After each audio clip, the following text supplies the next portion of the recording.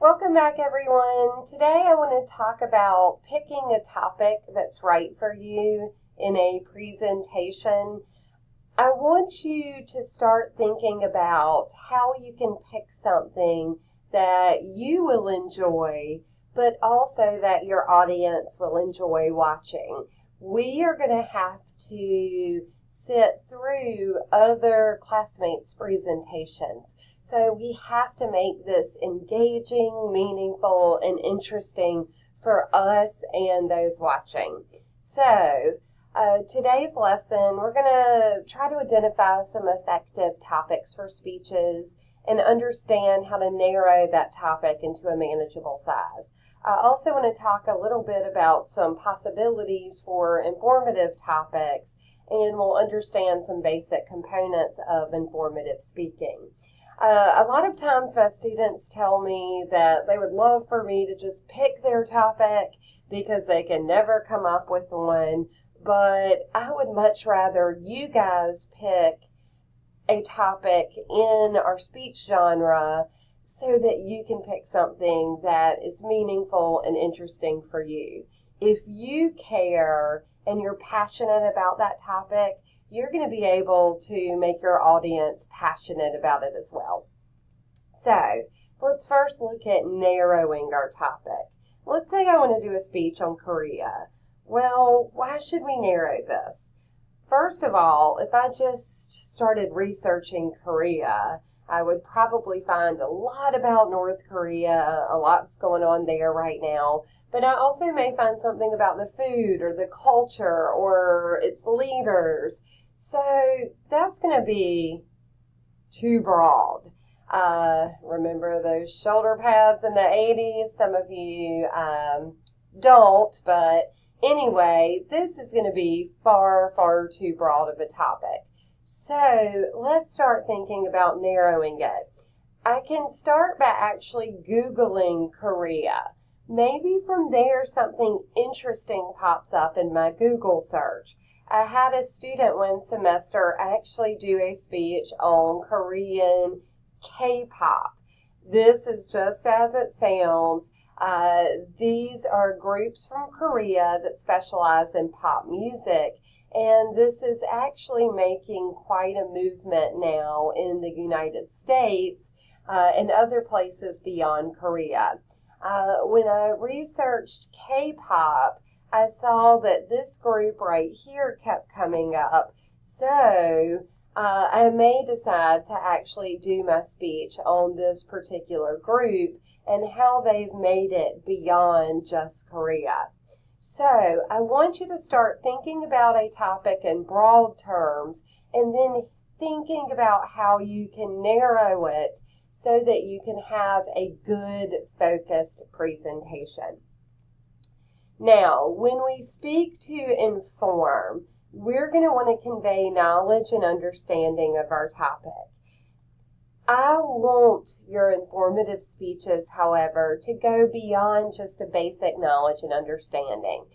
I have a fourth grader who can do basic research, and I want us to go beyond that basic book report kind of research.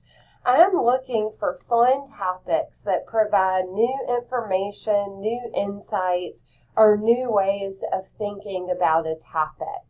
So, again, if you were doing a speech on smoking, to say smoking is bad, smoking can cause emphysema or lung cancer, we know this. Give us new insight and new research to the issue of smoking. You might want to talk about advertising and how advertisers have to be really creative when advertising a product that we know can harm us. You may want to talk about new research. I just read an interesting article on why women may smoke versus why men may smoke. And this new insight suggests that estrogen and testosterone and how nicotine affects estrogen or testosterone may affect why women reach for a cigarette versus why men reach for a cigarette. In this study, it suggested that a lot of times women report smoking when they're happy or feeling social, versus men reporting that they often reach for a cigarette for mood control. Again, estrogen or testosterone may play into this. So that's a new insight, a new way of thinking about this topic. So I do want us to take our speeches to the next level here. Now, I also want you to remember, however, that your goal is to enlighten us. You're educating here. You're not advocating. What this means is you're just giving us the facts, and then we can make decisions based on what we heard. We are going to have an opportunity to advocate with the persuasive speech, but this speech, your goal is not to persuade us to get involved, to do something, to not do something. Your goal is just to give us the facts.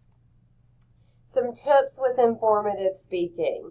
Understand that we may not know what you're talking about. If you're giving us a computer type of topic, don't be too technical. It will go over our heads.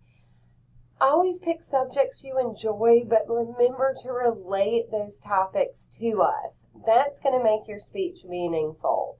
And don't assume we know everything. We probably don't. Be descriptive in your speeches and personalize your ideas. Those examples and stories are what make your speeches interesting and meaningful.